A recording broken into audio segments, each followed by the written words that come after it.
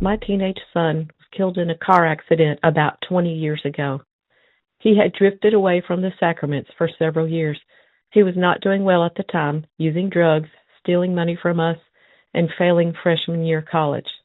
How can I experience total happiness in heaven thinking that my son never will?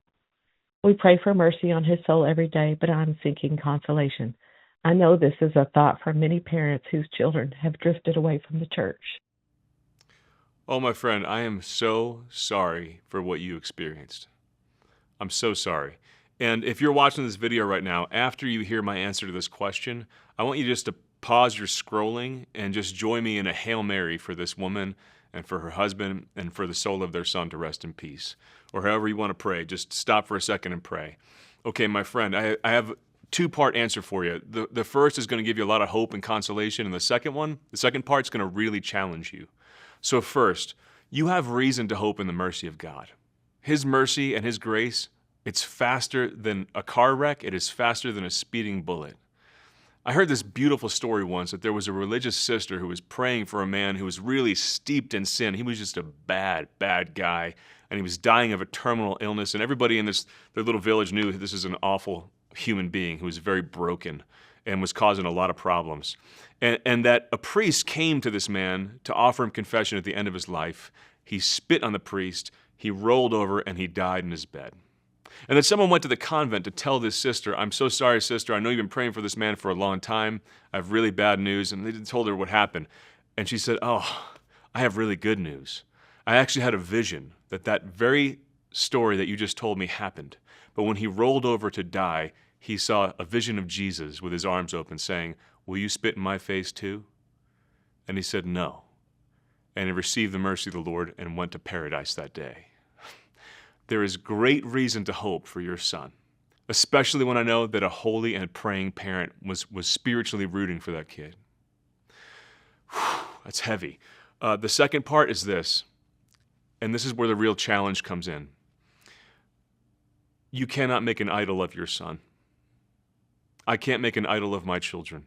I need you to trust in the promise of God, in His mercy and His love for you, that as much as you love your son, He loves your son more. And I can promise you, I don't know how this works, but when you get to heaven, when the end of time has come and the final judgment and we're there and the sheep and the goats are separated, read Matthew 25 for that one, and you see the people who are with the elect in heaven worshiping God and the people who are condemned to hell.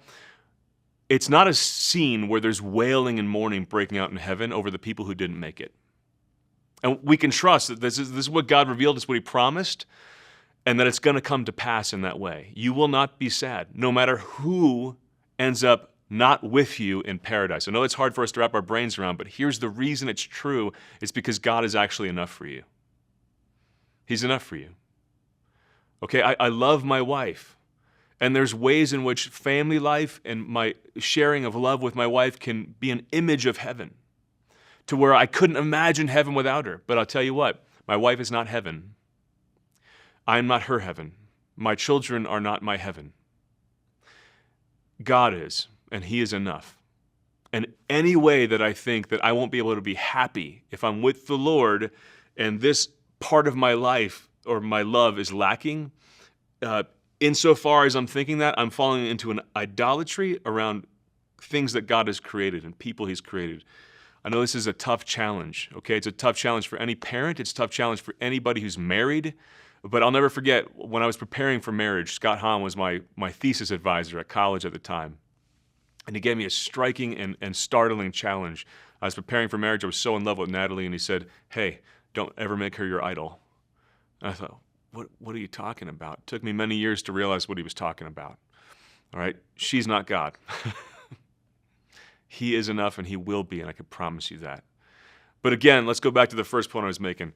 We're going to lean into great hope that when you stand before the throne of God at the end of time, that your son will shock you by His glorious presence there, filled with the grace of Jesus, and we'll be praying. We'll be praying for his soul to rest in peace. Thanks for that question. Hey guys, I'm so happy to be here for you and answer your questions. If you have any questions, I will try to get to them. You can call 252-55-CHRIS. 252-55-CHRIS. Leave a voicemail, and we'll try to get to you.